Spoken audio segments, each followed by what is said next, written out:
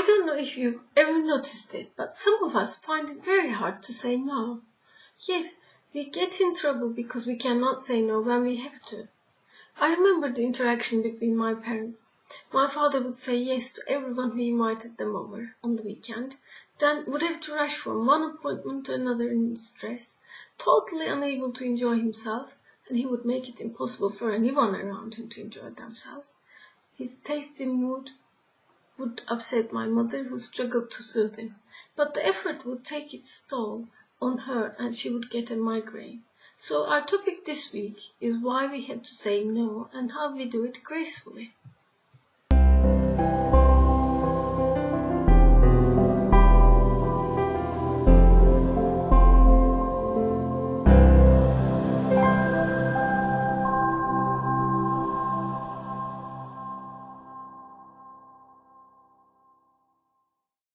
Your friends are throwing a party, especially for you on the weekend. You are invited somewhere, and another friend of yours wishes you to participate in a project that you are interested in. Even though you don't want to miss any, you know you won't be able to attend all of them. You have to say no. What's more, it's harder to say no when you might be able to fit it all in by sleeping a few hours less or stealing time from your own priorities or your family.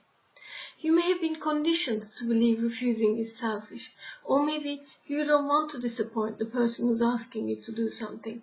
There is also a possibility that you worry about facing rejection or conflict, or not being loved when you don't give people what they want. Of course, you may really want to say yes to all, because many of us want to do much in life, and it feels like a shame to miss out on the opportunities that present themselves. Then you would be better off managing to say no temporarily, so you can't take a rain check.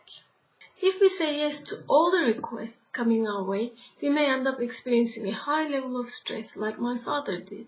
When we say no, we can avoid undertaking loads that we cannot carry. We find it easier to keep our respect for ourselves and our loved ones. It inspires respect in others that we have clearly defined boundaries, so they shape their expectations with regard to those boundaries. You also have to say no to requests that will prevent you from focusing in order to be able to do your work well, in a timely way and also efficiently. If you're a parent, saying no becomes even more important because your spouse and children need you to be there and they need to feel that you value them and give them priority. It's also important to model saying no in a positive way for children. As teenagers, they will encounter many situations when saying no may be a matter of personal safety. It's a good idea to focus on clarifying your mind first. For me, this is like putting rocks in a basket. The way I do this is to select the largest rocks I have to fit in first. When I do so, the smaller ones just fit in the gaps in between the larger ones automatically. Ask yourself, what are my priorities? Sort your rocks in decreasing order. Your health, your inner peace, your family's needs, your friends, your job, and your social responsibilities. Remind yourself of your responsibility to safeguard your time. You don't need to apologize when you say no. You simply aim at being a person who says yes to the right things at the right time, rather than being a person who says yes easily. When people are used to hearing you say no, they will be more selective with their requests. We tend to be more compliant with those in authority. Try to be impartial towards everyone with regard to safeguarding your time. In situations where you hesitate or find it hard to say no, you can buy some time by saying you'll think that request over and get back, instead of saying no straight away. It will be easier to call later to say you won't be able to participate. It always works to express your sentiments, especially if they are positive, like, what a great project, I'm really sorry I have to miss out on it, but I'm very busy, I won't be able to do it justice.